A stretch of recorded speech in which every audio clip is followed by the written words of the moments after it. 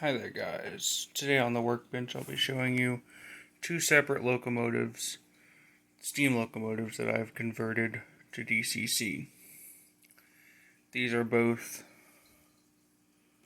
older, I'd say around the 60s, 70s, 80s, something like that. This one here is a Con-Cor by Kato, and then this one is a Riverossi Big Boy. The basic steps for converting older stuff like this to DCC is one to decide on decoder. Just decide on your decoder. I went with Digitrax because they make relatively small, easy to solder uh, pins and whatnot. This is a, oh heck, this one is a Digitrax DN136, and then this one is actually a sound decoder, the SDXN136. The sound system is not currently installed because I'm going to install a different speaker on it, and I've yet to solder that together. But the next step after deciding on which decoder to use is, well, once you receive that decoder, the first step for actual installation is read the instructions. It'll tell you how to do everything, but I'll go over that stuff too. Step number 2 is to isolate the motor. So this motor over here had one lead touching the chassis, which is like the ground, I think is the correct term. And then the other one was connected to a wire that went to the front trucks and drivetrain. The front trucks and drivetrain, and the rear trucks and drivetrain picked up one side, and the front trucks and drivetrain picked up the other side. So I had to isolate the motor, and I also had to basically, instead of, I'll show you here, instead of using the chassis to solder to, I actually added a wire, a pickup wire, to the truck using an old wire I had laying around in a piece of conductive material. I think it was like copper or something. But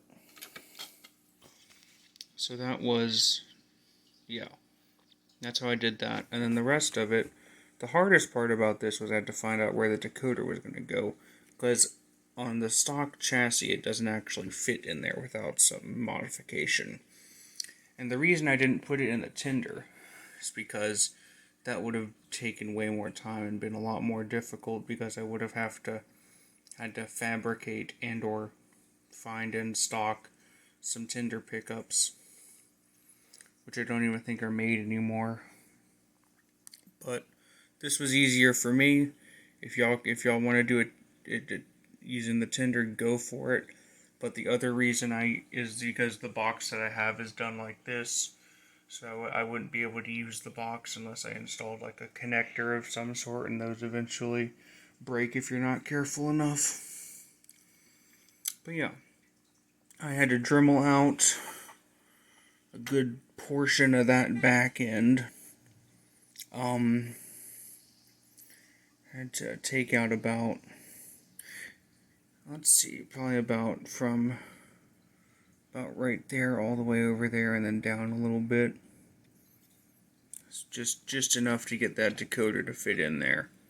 And then this over here was going to be my original mounting spot, but then I couldn't get that deep enough, so I decided to do the back anyway. But yeah, isolate the motor, connect the wires, make sure there aren't any shorts or any possible shorts, and it should work. Then there's the other kind, which is putting it in the tender. If you can put it in the tender, put it in the tender. I will tell you that right now. You'll have a lot more space. You'll have a lot more ease of access. Instead of having to take the entire locomotive apart, you can just take off the tender shell and everything you need will probably be right there. But same steps for this one. Isolate the motor, install the wires, plug the decoder in, except instead of having to wire it for pickups on the trucks, I had to wire it for pickups on the tender. And this one was super easy, because this one was actually already wired for tender pickups. This one actually picks up from the tender already. And one side was already positive and one side was already negative, so I didn't even have to switch the trucks around. So yeah, that was nice.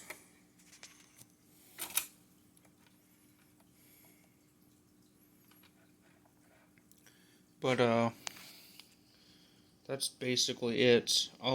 When I have another locomotive that I'm going to convert, I will do an in-depth install and try to make it as easy as possible for those who are looking for this information.